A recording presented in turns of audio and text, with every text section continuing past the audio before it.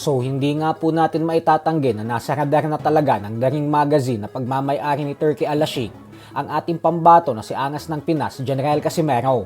Ito po ay dahil bawat galaw ni Cuadro Alas ay binabantayan na nito magmula nang matalo niya si Luis Neri via 4th round knockout. Mahigit 2 linggo pa lamang ang nakakalipas. Matapos po kasi nilang ibalita ang mainit na pagtanggap kay Casimero sa naging hero's welcome nito, ay agad din nilang ibinalita kagabi ang naging pasabog ni Cuadro Alas sa kanyang official Twitter X account na big announcement soon.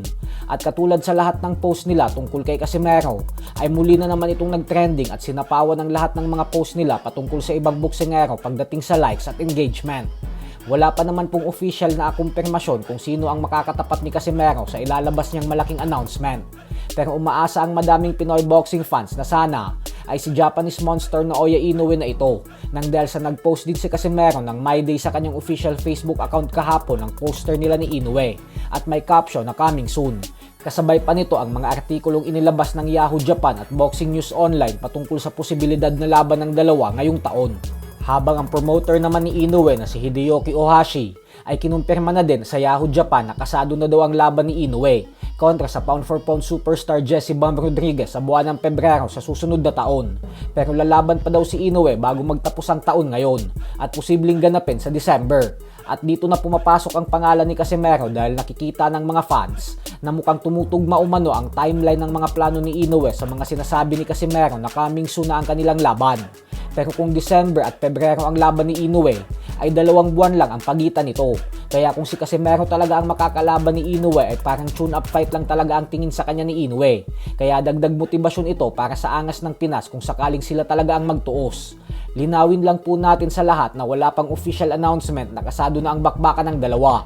Kaya mag-abang lang po tayo ng mga updates. Ang tanging kinumpirma lang sa ngayon ng promoter ni Inoue ay ang laban nito kay Bam Rodriguez sa Pebrero.